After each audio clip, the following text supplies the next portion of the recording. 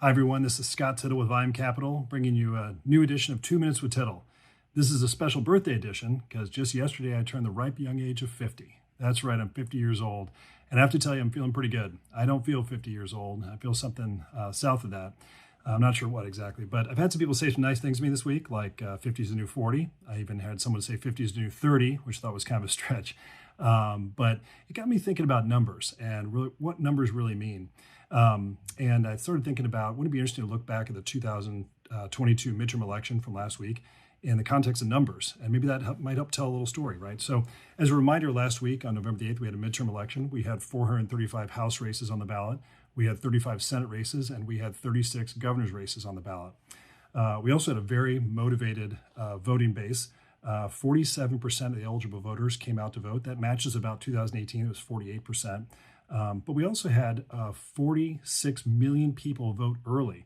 That's about 5 to 6 million more people that voted in 2018 in the midterm election. So I thought that was interesting.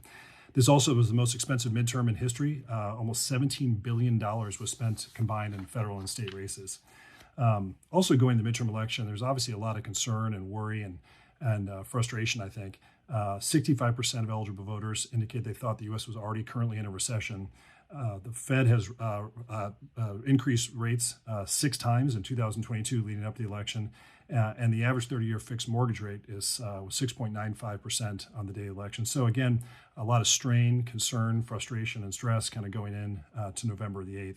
And not surprisingly, President Biden's approval ratings were really low, 41.4% approval rating. That's incredibly low going to midterm election, much lower than his predecessors in the modern era. Curiously enough, former President Trump, his approval rating was 39.9% before the midterm election. But an important statistic also is where people thought the direction the country was going, and 72% of eligible voters indicate they thought the country was going in the wrong direction. So, kind of going into the midterm election, it had certainly all the makings for a Republican landslide, and as we know by now, that didn't happen. Right? History has shown us that the presidents whose party is in power in the White House tends to do really poorly, and House elections, in particular midterms, losing an average of 40 seats. And that's happened in every modern midterm election in the last many cycles. But as you know, and all the votes aren't counted in certain races as of today, but it looks like the Republicans are poised to get about 221 seats in the House. That's enough for a 4-seat majority in the House. It's razor thin for Speaker McCarthy, which would be a projected loss of just 6 seats for the Democrats. In the past 50 years, only 3 presidents have done better in midterm elections, and all 3 of those presidents had approval ratings of over 60% going to midterm elections. So, I mean, again, history has certainly been changed here in this midterm election. The Senate, by the way, as we know, the Senate will remain in control of the Democrats. They have 50 seats, and the Republicans have 49. That 1 seat in Georgia will go to a special election in December. Curiously enough, the Democrats actually remained in control in all of the state chambers where they had control prior to the midterm election. That's the first time that's happened for the party in the White House since 1934.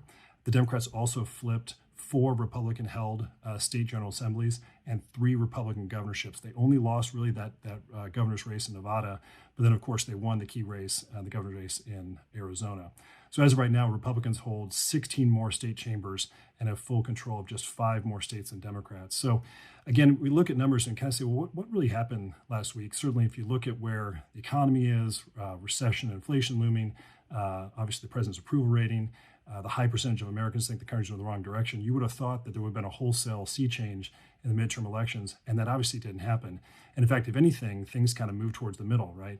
I've often said that, as Americans, we don't like gridlock, but we love checks and balances. So as I look at the numbers, I think maybe what happened last week is, the country maybe is not going the right direction, and people are kind of worried and concerned, but they weren't really ready to give the keys to either party just yet. So they didn't give anyone enough authority to really do much damage over the next 2 years.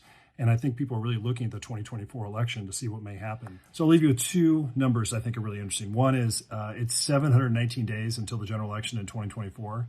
And then secondly, we already have 1 declared candidate for president, and that's former President Donald Trump. So as a former boss man used to say, buckle up. It's going to get really interesting. We'll be sure to cover all of that on future editions of 2 Minutes with Tittle. This has been a very special birthday edition of 2 Minutes with Tittle. I'm Scott Tittle. Thanks for tuning in.